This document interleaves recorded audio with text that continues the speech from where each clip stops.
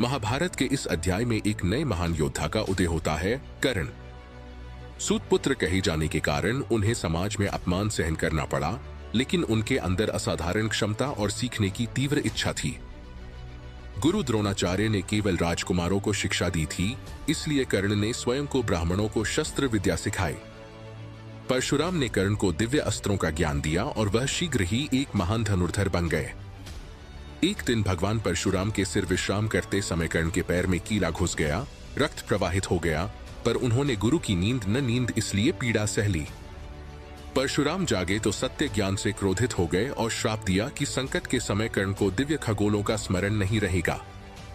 यह श्राप कर्ण के जीवन का सबसे बड़ा मोड़ बन गया। अपमान, प्रतिभा और भाग्य के इस संघर्ष ने कर्ण को महान बना दिया। भविष्य में उसे भी कष्ट सहना पड़ा। महाभारत के इस अध्याय में कर्ण के जीवन का दूसरा पहलू सामने आता है। आश्रम के आश्रम से उनकी शिक्षा प्राप्त करने के बाद कर्ण की प्रतिभा अब किसी से नहीं छूटी थी, लेकिन भाग्य में सम्मान से पहले अपमान लिखा था। हस्तिनापुर में एक भव्य धनुर्विद्या प्रतियोगिता का आयोजन किया गया, जिसमें कौरव और पांडव अपनी शक्ति का प्रदर्शन करने वाले थे। जब उनकी कला सामने आई तो पूरे ऑडिटोरियम में उनके इकोनॉमिक से अर्जुन ने आवाज उठाई और सभी ने उन्हें श्रेष्ठ धनुर्धर घोषित कर दिया। उसी समय कर्ण सभा में उपस्थित हुए और उन्होंने अर्जुन को खुली चुनौती दी।